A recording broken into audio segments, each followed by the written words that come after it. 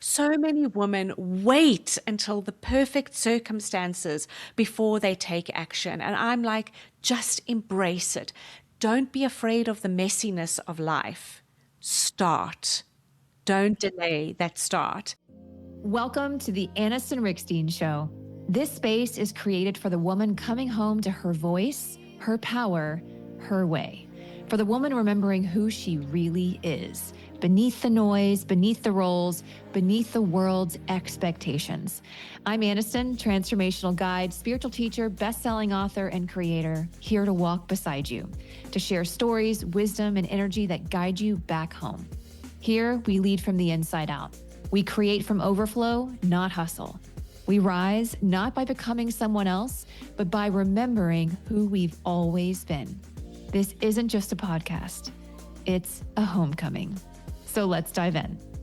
Hey sisters, welcome back to the Anniston Riekstins Show. Today I am sitting down with Lulu Essey. She is a speaker, a life coach, host of the Lulu Essey podcast. But more than that, Lulu is a woman who has walked through 30 years of navigating severe bipolar disorder while building an award-winning global career. And what she discovered along the way is something most of us are never taught. That self-love is not indulgence. It is not a retreat. It is not denial. It is the willingness to stop abandoning yourself. Lulu believes the way that you treat yourself becomes the blueprint for everything else, your relationships, business, health, sense of purpose. And when you finally join your own team, the life you're building stops feeling borrowed and starts feeling like it's actually yours. I loved this conversation, and she is an absolutely incredible human. We talked about what it really means to come home to yourself, what self-abandonment actually looks like, why self-love has become so misunderstood, how knowing yourself always allows you to adapt guidance instead of blindly adopting someone else's framework. If you have ever felt disconnected from yourself, or like you've been living according to someone else's rules, this episode will feel like a mirror and a permission slip.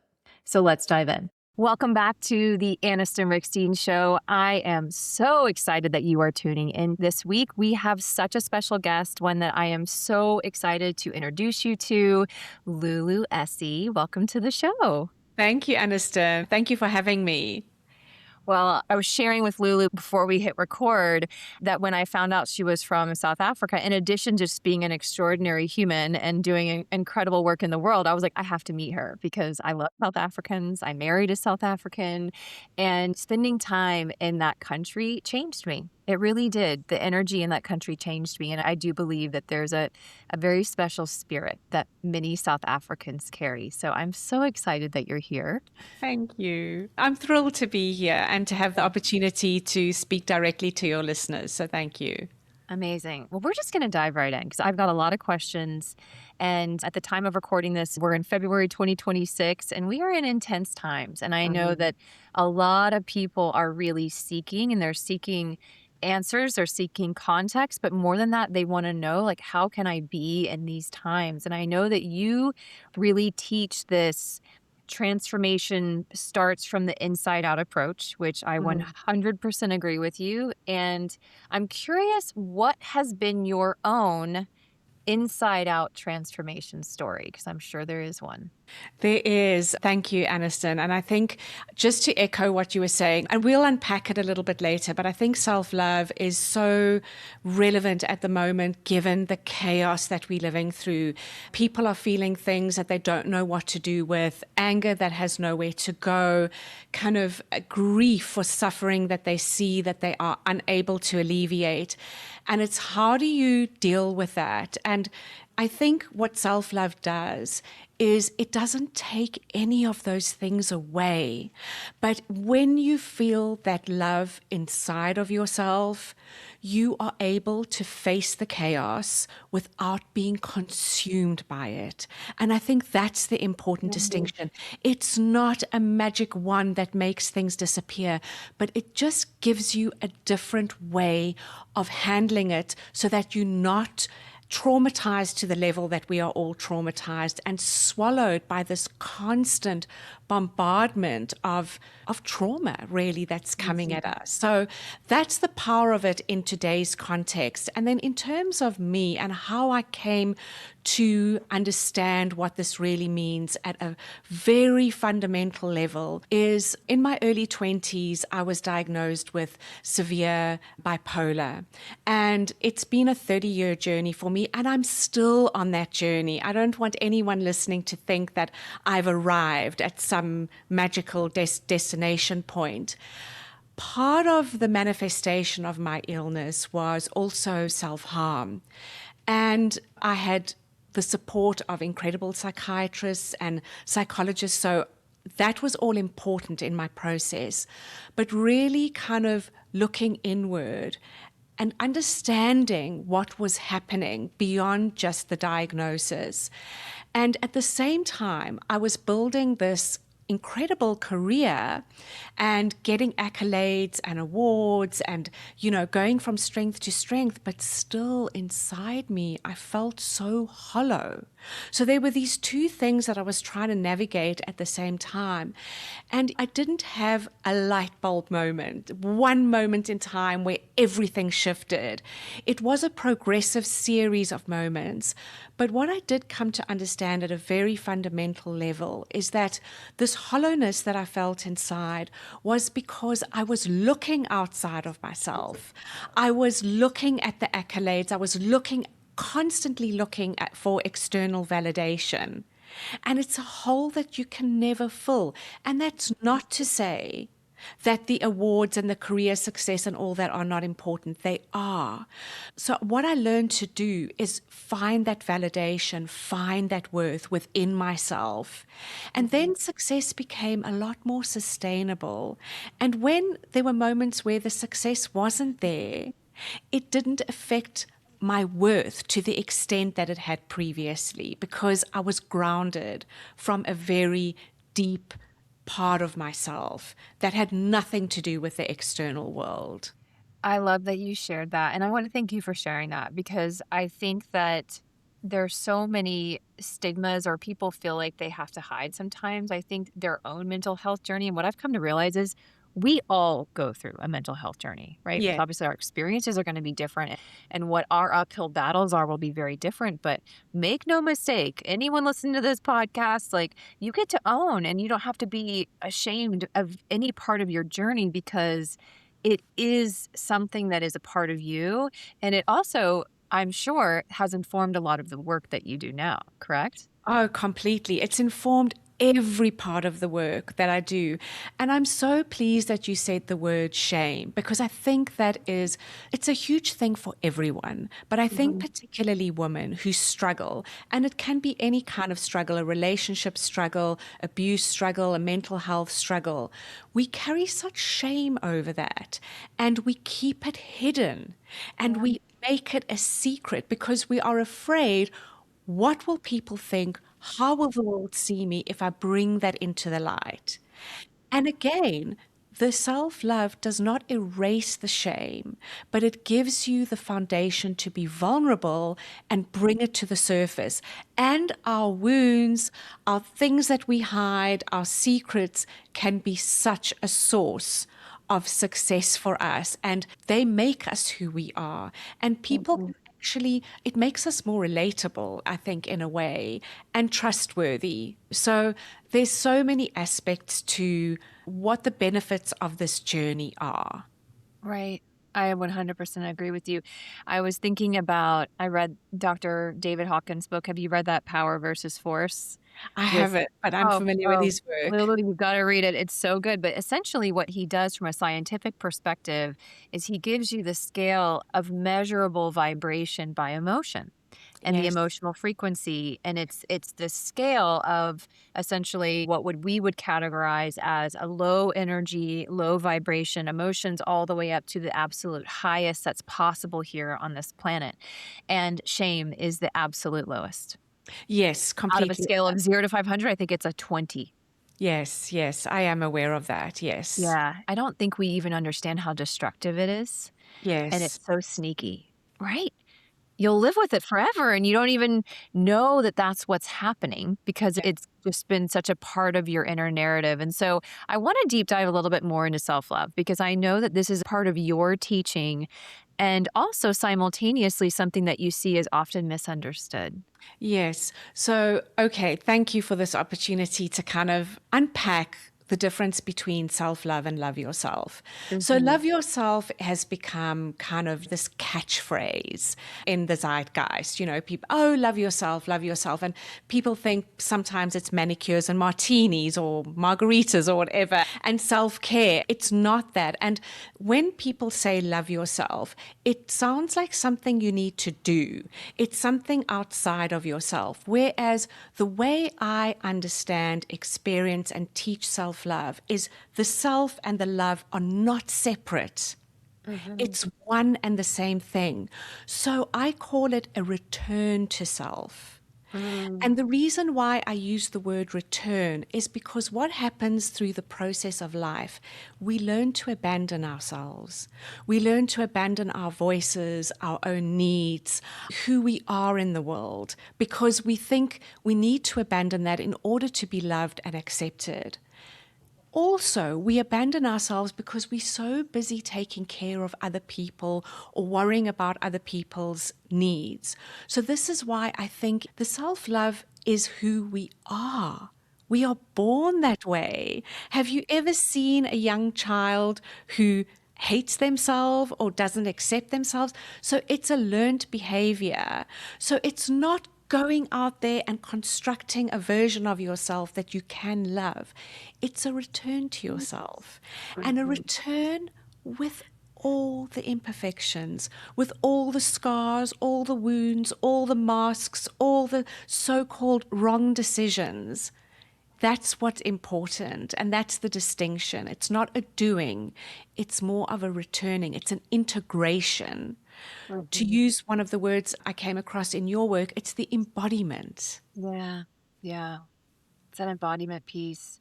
I liken it to because I had my own I call it my coming home to her moment. So you and I are very much on the same wavelength. I described it that way because that's what it felt like. It was coming back to a home that I had forgotten, but Yes, that was the most home I've ever felt. yes, And oftentimes we externalize our home and we think yes, our home is an address or it's with other specific people, which I do believe our relationships help to anchor our home. But make no mistake, they cannot substitute your home, no, which is right, being 100% in alignment with who you are.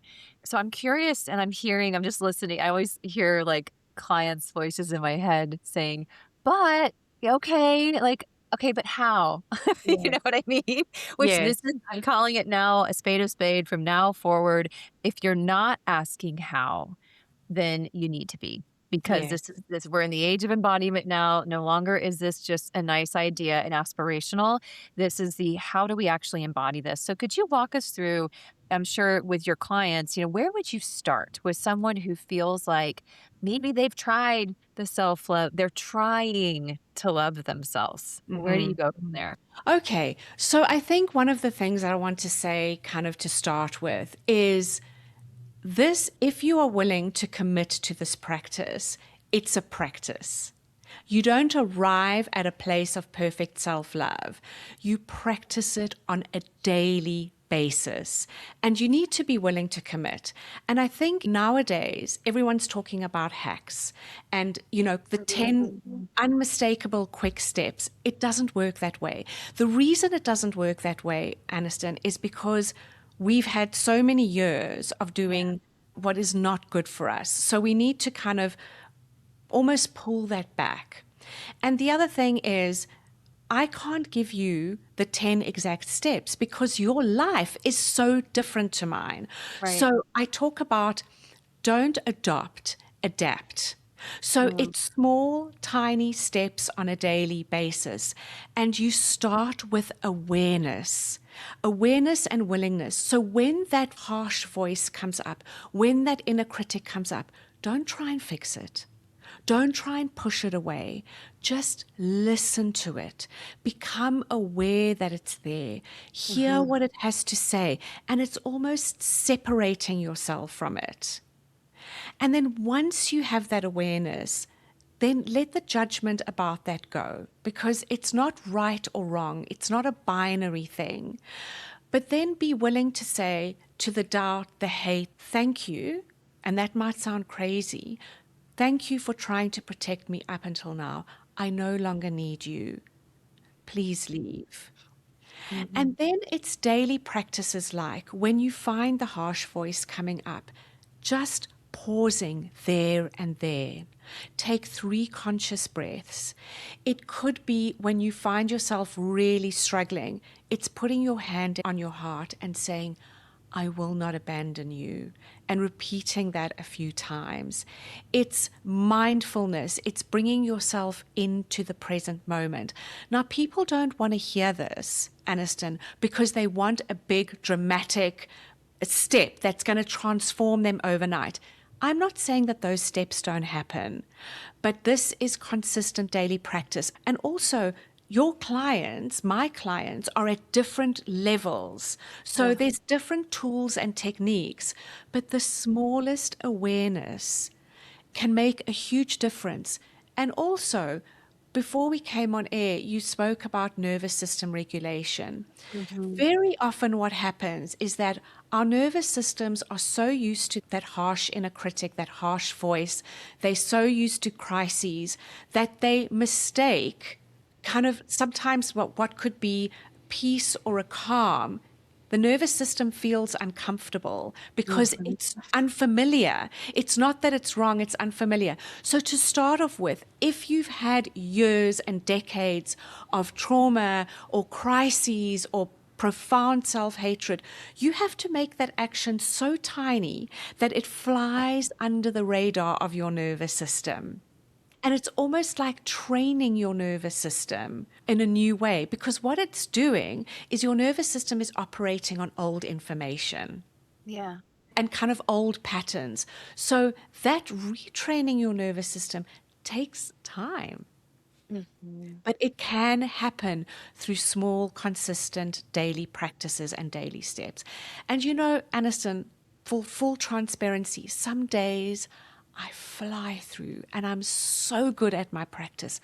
Other days, I am messy, I stumble, I have a hard fall, but I know how to start bringing myself up. And I exercise that self compassion Yeah. because it's the fall is not wrong. The abandoning yourself is not wrong, but it's the awareness and the willingness to return. That's where the power is. I love that you brought that up. So, a couple of things. Number one, I'm thinking about even in this past week, I noticed, I think it was like 2 days ago, like my word for this year is embody, like to fully embody. Because I do believe that as teachers and people that are feel the responsibility to serve other people, it is your responsibility to master that which you teach at the deepest level, which means Yes. you're a forever student. And a couple days ago, I felt really good. My energy was really good, but then I noticed just these like fleeting, I was so calm, but this fleeting unease. All of a sudden, this unease, like scanning, what should I be uneasy about? What's going to go wrong? What's coming next?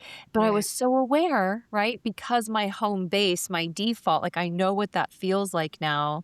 I'm so acutely aware that I can decipher between, oh, that's just my nervous system. It's just old Yes. programming and it's old ways of being. And I think that what I want everyone who's listening to hear is number one, the goal isn't that all of a sudden you're going to get to a place that you're not going to have days or you're not going to have dysregulation, because Yes. that is setting you up for number one, horrible failure. And number two, feeling shame and these negative emotions that are so unnecessary, because I don't think if we were given a handbook before coming to earth, I'm pretty sure in the handbook it would say, you're coming to master emotion. You're never going to graduate until you graduate. Like there's Yes. always going to be a deeper level. There isn't Yeah. a point where you're like, I'm a master. There's Mm. always more. And so you have to understand that we are here to learn. And I do believe that this is an opportunity as souls for us to grow and to expand. But I love that you brought that up because I feel like I'll have clients who will say, I'm like, I thought I worked through this. And Mm. here I am again. And I have to explain the spiral. And so, what I want to ask you is this: you mentioned obviously self love. Mhm. How does acceptance play into that? Because for even in your journey, in your specific journey, did acceptance come before self-love? Okay. Yes, yes, yes, yes, it did. Okay. I think there's three levels to it. On the kind of first rung, there's self knowing yourself. When you Mhm. know yourself, you feel grounded. When you accept yourself, that's when freedom starts to unfold for you. Right. However, there's a distinction here. We can accept things we don't love. So, acceptance and love are different. And you spoke about layers. The next layer to acceptance is love. And Mhm. when you experience that love, that's when you feel whole. Mhm. So, self acceptance says, this is who I am, and I'm okay with it. Self love says, this is who I am, and I honor it. Right. So, self acceptance can have a little bit of a tinge of resignation, whereas self love is about reverence, it's about honoring. And the truth of it is, Anniston, we flow between the two. Yeah. Both are necessary, but love is a deeper layer than acceptance. And there's something else I wanted to say about self love in today's climate is that people are talking a lot about being in alignment, which I fully align with that, and manifestation. You cannot be in alignment with your purpose when you're fundamentally rejecting who you are. Mhm. And you Mm. cannot kind of truly manifest from a place of wholeness when you're rejecting who you are. You can create success, absolutely, and you can create extraordinary things, but it comes at a very high price and it's not sustainable. And you hit that burnout and you Mhm. hit that mental health crisis or some other crisis in your life. So I just wanted to kind of clarify a few Yeah. things for those people who are listening. I'm so glad you did. And I was just thinking about in my own journey, for me, acceptance was the greatest flex and probably the thing that moved the needle the most for me. Because what I realized was that the illusion that had been taking place in the distortion, which I think a lot of people find themselves in, which is waiting for acceptance outside of yourself. Yes. So, doing and designing a life and acting from, well, this will get me accepted. This will give me validation. And then when you don't get it, because often you don't, right? Because it's just a reflection of what's going on within you. If you haven't given it Yes. to yourself, you're not going to get it. So then it sends you on this hamster wheel of, well, I'm going to get into another relationship and maybe I'll get it. Or I'm going to get into another job and maybe I'll find this being seen and accepted and validated. And it's when you cull back that power and you say, okay, for me, it was Aniston, like, I'm going to accept you. You get to Yeah. belong to me. Yes. That changed everything, and not overnight, so I don't want anyone getting excited, right? Because again, this was a daily choice, like, this was a Yes. daily I had to look myself in the mirror in the eyes as part of my daily routine of getting ready and say, "I choose you, I accept you just as you are, and you belong to me." And Yes. that was like, over time, I actually started to believe it, and I Yes. started to act like that, and Yes. so I'm curious from your perspective, and you mentioned nervous system regulation, which as a life path 11, anyone, ladies, if you're listening, Lulu is a life path 11. And that means she has had to come and master the art of nervous system regulation as part of her journey. So she is Yes. an incredible resource to teach this because this is not Yes. just book knowledge. So, Yeah. what has worked for you? If you had to give me, and I'm sure it's different by day, what Mhm. practices do you do every day to regulate your nervous system? So I'll tell you one of the most powerful practices that I do because I became hooked on doing Mhm. doing and thinking and fixing. fixing things. And what happens then is you bypass the emotion, you bypass the negative emotion. And those emotions don't go anywhere, they just go underground and they operate from there. So for me, it started with I couldn't go from the profound self-hatred that I was feeling that was kind of manifesting in self-harm to self-love overnight. So it was a gradual process. It was thinking a slightly better thought. And I think that's where some people go wrong. They try and make too big a jump from kind of really not loving themselves to thinking that they one affirmation, and it's don't try not do that for yourself, because it's not setting yourself up for success. Take a slightly kinder thought and then work with that, and then you build progressively. But to answer your question more directly, one of my biggest practices is to stop in the moment, because I'll be really honest with you, especially in this space, the two things that I struggle with are comparison and timeline. So comparison, comparing myself and my journey to other people in my space, and timeline in terms of when is it going to happen? When will that thing materialize? And what I need to do in that moment is bring my awareness and just come back to myself, because at the root of that is self-doubt. Again, it's what I said earlier. I actually practice that. It's like, doubt, thank you. I don't need you anymore. Please go. And then it's being willing to sit with that uncomfortable emotion before I try and fix it. And we say non-judgment like it's so easy. It's really not easy to not judge the negative emotions that you feel. And especially in this line of work, people get scared when they still feel the negative emotion. So my biggest practice is awareness with non-judgment, being aware of what I'm doing, and then what is the next right thing for me? Not the best thing, but the next right thing.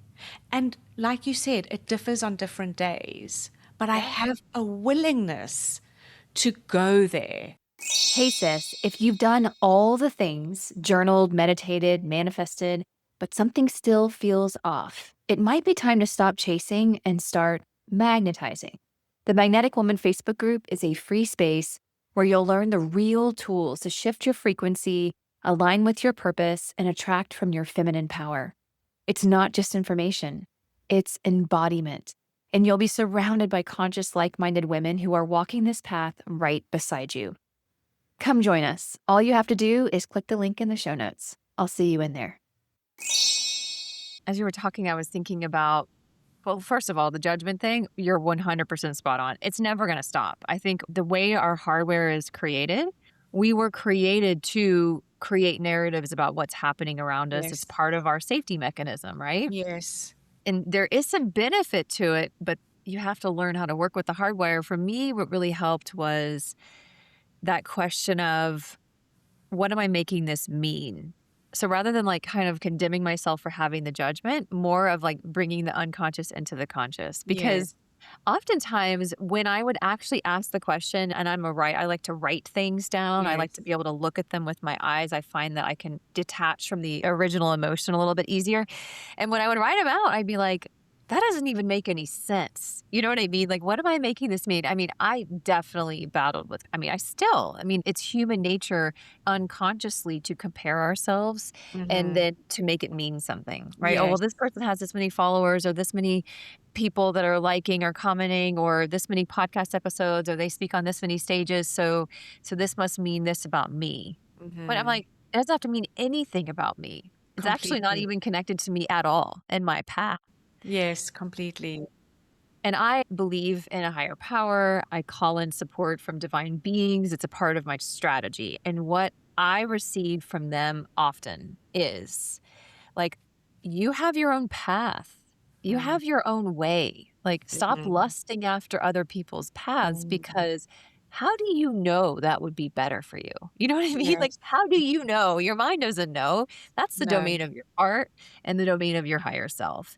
And so I love, love, love that you shared that. One other thing I wanted to ask you about, and I love that you teach on this, but I'm curious, I would love for you to share how you teach on this and maybe give people a different way to think about this, is mental fitness. And I know Yes. mental health has been a big journey for you, and you do a lot of teaching around that. So explain mental fitness and Okay. really what it means for you and how you utilize that in your work. Okay, amazing. So of course, through my journey, mental health is something that I'm really passionate about and helping people kind of find their way through it. But I'm very clear before we get into the subject, I'm not a clinician.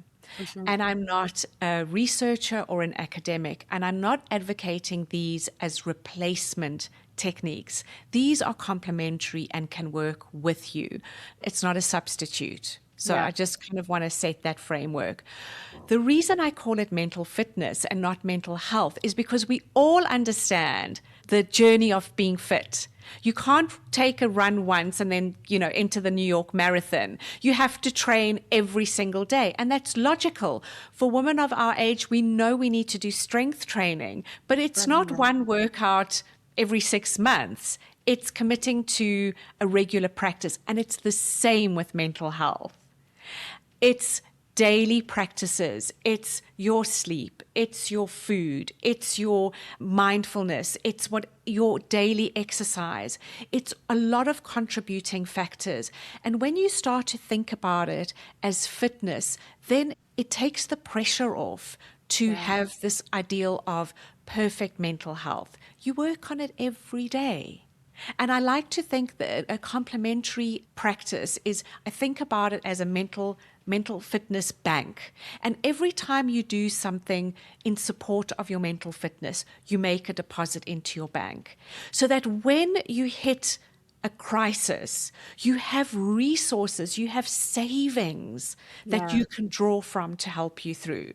That's so true. And it's kind of like I think about with exercise and, for instance, strength training. And the benefit of strength training, I mean, there's so many benefits, but is that when you take that cruise or you go on that 2-week vacation, your muscles are still burning, right? Even if Yes, you're not in the gym. And yes, so when you have built up that mental, you've had enough of those deposits, if you will, into yes, that bank account, that when you hit that crisis, right, you have reserves and you're not completely blown away. It's like the palm tree that is adaptable and flexible and can kind of bounce back. Like that mental completely. fitness does create that agility, if you will. Like that. I think you mentioned it before, that adaptability. Yes, Oh, that's amazing. I love yeah, this so much. And thank I you. just love the work that you do in the world and how you are supporting so many individuals. You also do work within organizations, correct? Yes, yes. In terms of training and development, yes, I do. It's amazing and so Yeah. needed and so needed. I really believe moving forward, so many, and we're already seeing this. My husband and I do work with corporations as well. And I think there's going to be this increasing need for so deeper levels of support that Yeah. traditional HR systems haven't provided. No. And meeting people where they're at, that they don't just stop being spiritual, deep, emotional beings because they walk into your office building. Yes. No, Wherever you go, completely. there you are, right? And so being able Completely. to teach those tools, I Yeah. think is really key. So how can the listeners find you? How can they learn more from you? Where do you like to hang out? Give them all the goods. Okay, okay. So I'm very active on YouTube. I have a YouTube channel. I'm also on LinkedIn. I'm on Instagram, and I have a website. So there's numerous ways that they can reach out to me. And I really encourage you can listen to my podcast. One thing I want to say about my podcast is I think it's very important to embody what I teach. Yeah. So my podcast is unedited. I love that. So if I stumble, mispronounce a word, get something wrong, all of that imperfection stays in. And that's my practice of being willing to be vulnerable. That's my self acceptance. And that's kind of also something I speak a lot about that we haven't spoken about is the willingness to embrace imperfect action. So many women wait until the perfect circumstances before they take action. And I'm like, just embrace it. Don't be afraid of the messiness of life. start. Don't delay that start. And there's kind of, just in terms of the corporate world, I did want to say, Anniston, that some people think that the practice of self-love is confined to your personal life. It is not. It is your entire life, which includes your business. And how this plays out is if a leader treats themselves, if they are full of self-criticism and always pushing themselves beyond breaking point, they will create a team that models that and that operates on fear and scarcity. Yes. So that's how it plays out in the workplace. And when you build teams out of fear and scarcity, then you have more burnout, you have more turnaround. So this is applicable in every area of life.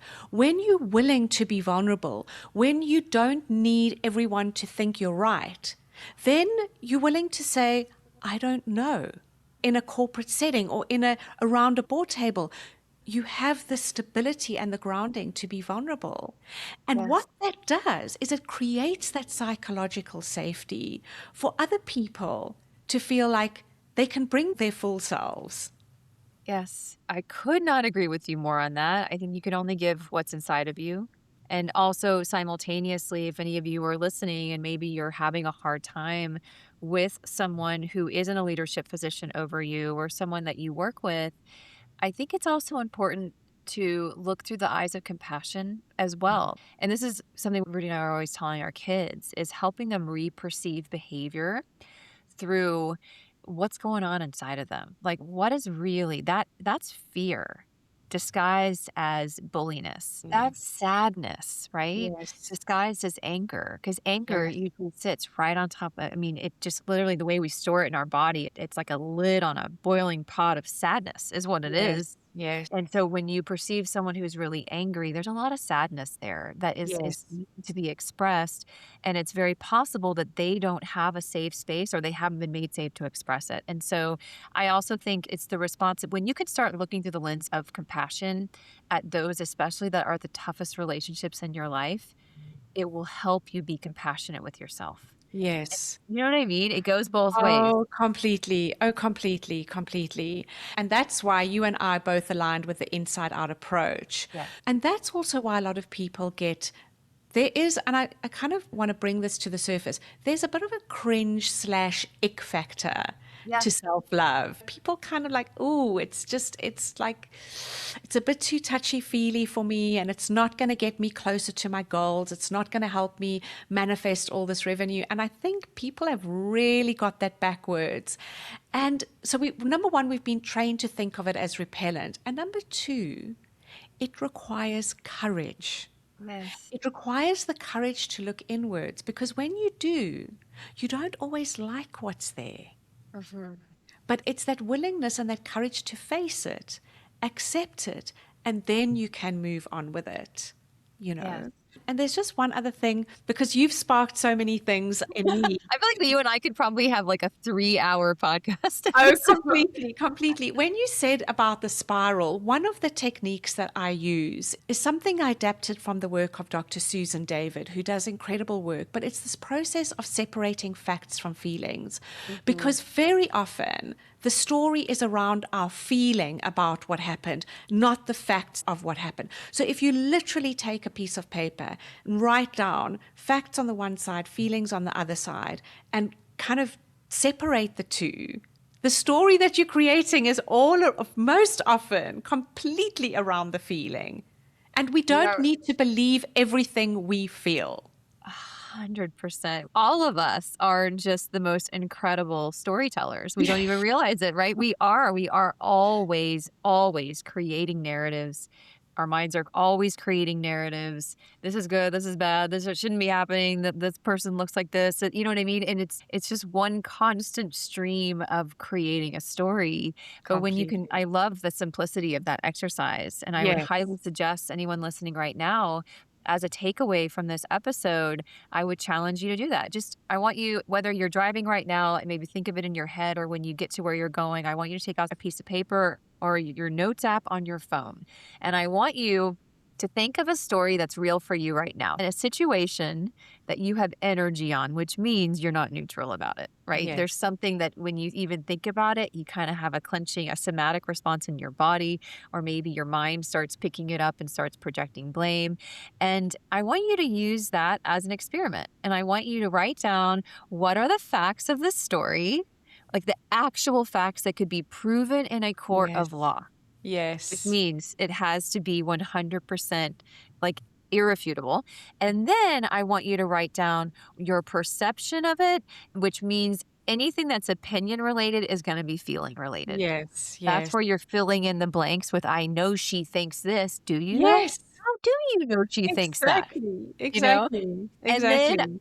I would love for you to comment on this podcast and tell us what you came up. And I would also love for you to go and follow Lulu on Instagram and let her know what it is that you uncovered. Because Yes. when you can share a breakthrough, not only does it anchor it for you, but it Mm. also helps reinforce and teach it for others.